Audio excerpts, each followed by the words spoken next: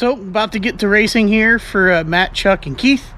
I did want to share something with you real quick. If you follow the channel at all, if you're new to the channel, long story short, this is my shop that I just built and kind of been going over it. And today,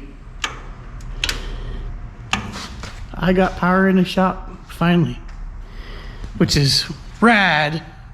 And again, if you're kind of new to the channel, this is my Dakota that's meant for drag and drive events, and there's the engine over there, and here is the transmission, and here is why I am not at drag week right now, because I got a beautiful bill housing there, and that kind of just spiraled some things. But the Eraser X crew is still representing drag week 2022.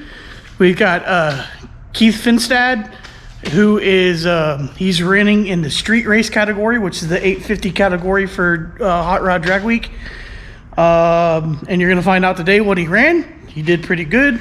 Maybe had a little hiccups. And then Matt Colvin, who's got an F-150, 2014 F-150 with a Coyote and a Whipple on it, and he just got the build together. He built the thing himself, and he ran his next personal best. He ran his first personal best yesterday, and now he ran a new personal best today.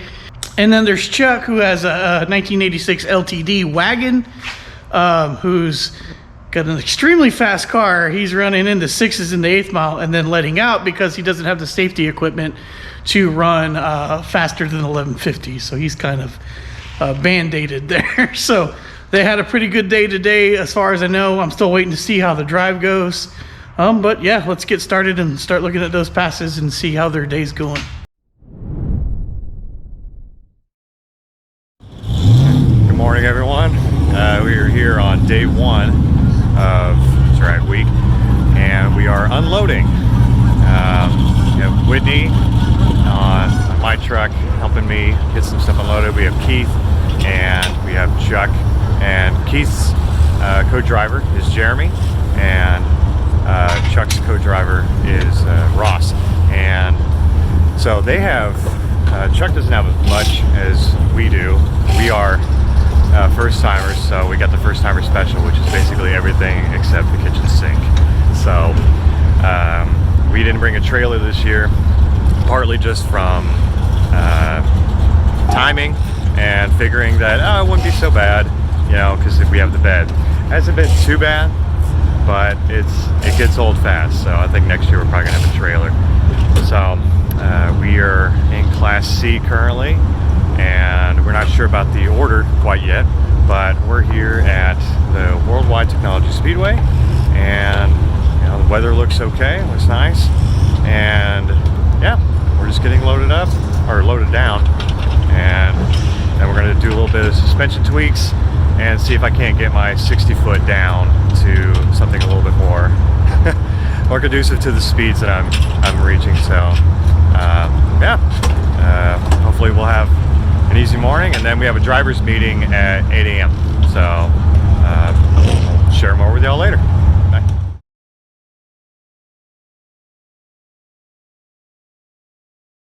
Because you do standard cab short bed 2-wheel drive trucks are like non-existent. They don't exist anymore. And Eric Grillo coming up right now, the 1972 Nova.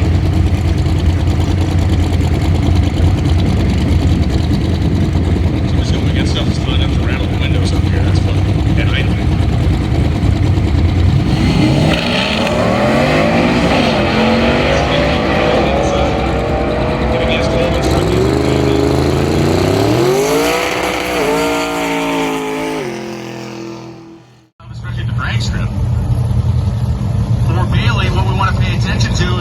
about the first 150 feet, if they can get through what we would kind of consider that tire shake area, when we've seen some of the other high horsepower cars make, they got tight.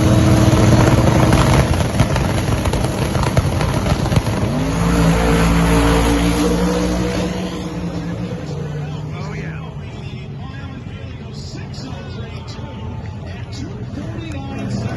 Just a little bit more. That looks like it's aspired to be a 10.5.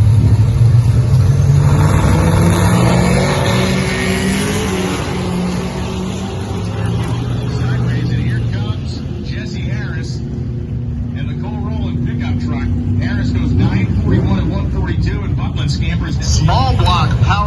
Super Street is going to be a level up from the street race class. These guys are allowed to go into the 7s, whereas the street race class is not. Many of these cars are running just top 7s.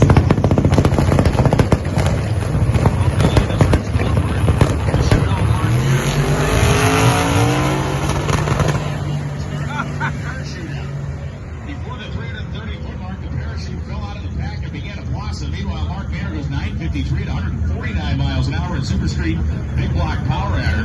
And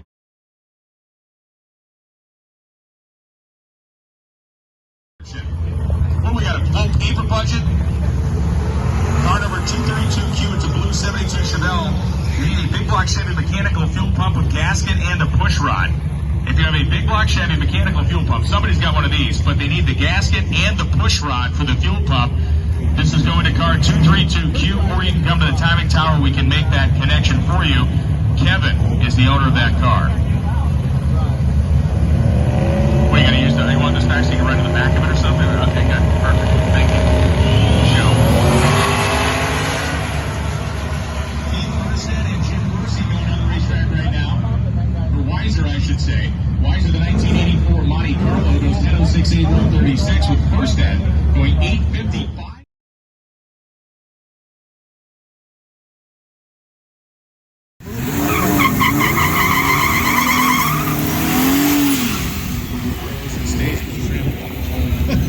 It's all the movement. But Flurry's truck has a stick with it. Brother, that's not 420 or something. Over 65. It's not enough to be a 465, but either way, I think a lot of engine drivers. No bang shit.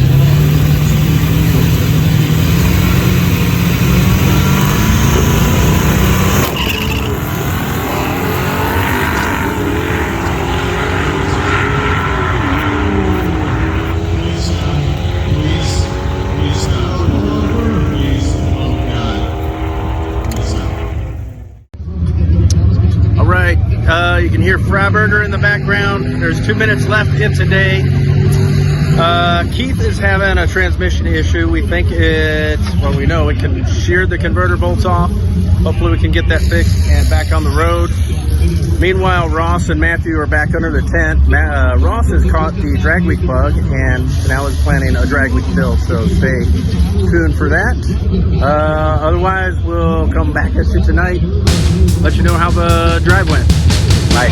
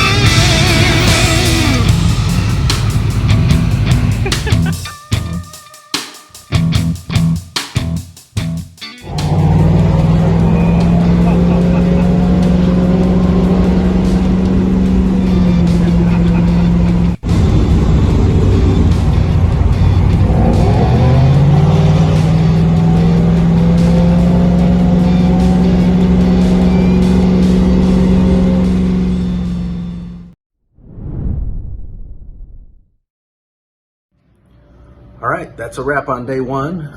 Finished up a day at Worldwide Technology Motorsports Park outside of St. Louis. Things went well. The wagon, we ran to the 8th mile and got pretty hard on the brakes. I think we ran like an 1196 at 67 miles an hour. Gonna try a few things to make it go faster tomorrow, but yet still on the brakes. Keith had a problem with his transmission, as you probably saw in the video already. He sheared the A converter bolt and made all sorts of hellacious racket, so we towed it back with my car just to be safe. Him and Jeremy got all the bolts replaced on the converter. Converter is a little bunged up, and they overnighted some ARP converter bolts from Summit for tomorrow, hopefully.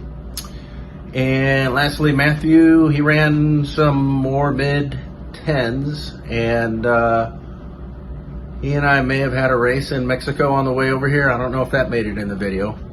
Anyways, that's about it. We're off to Lucas Motorsports Park tomorrow in Indianapolis, and we'll be back with more updates. Sounds like they're having an awesome first day at Drag Week 2022. I really want to thank Chuck and Matt and Whitney and Ross and Jeremy and Keith for getting me these videos. I'm definitely having FOMO that I can't be there with everybody, but there's a blessing with that because I got power in my shop, which had I gone, probably wouldn't happen for a little while. I would have had to put it off because of I wouldn't have been here. So maybe there's a silver lining in it all. If you're kind of confused, you're new to the channel because you're following Drag Week stuff and you haven't seen this channel before. My name is Ryan, for one, and I started Racer X Garage, and it kind of goes over to a lot of the projects that we have. We've got Dodge Magnum. This is what I call the Drag Week Dakota. Ironically, it's not on Drag Week, and the 5.3 that is that goes in it is right there, and the broken transmission is over there, and that's why I'm not at Drag Week.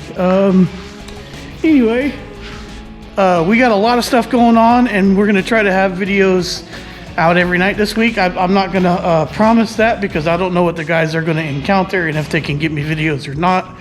But I'm glad we've gotten to do this. Sounds like 2 nights in a row so far, so that's fantastic. Wish everybody all the best luck the remainder of the week. Again, if you're new, check out the stuff that we have on our YouTube channel. We have well over 100 videos, lots of different projects, lots of fun, and even a couple series of drag and drive stuff besides Drag Week, like Rocky Mountain Race Week 2021, which was actually Race Week 2021. We didn't do the Rocky Mountain one. And then Sick Week earlier this year. And, you know, if you like the stuff, please consider subscribing. If you want to follow the Fairmont, the LTD, or Matt's truck on Drag Week, also subscribe, and you'll get a notification usually when the videos come out. So we'll keep going as daily as possible. And again, good luck to the guys. We're going to shut this one down. So until next time, you know the deal. Y'all be good.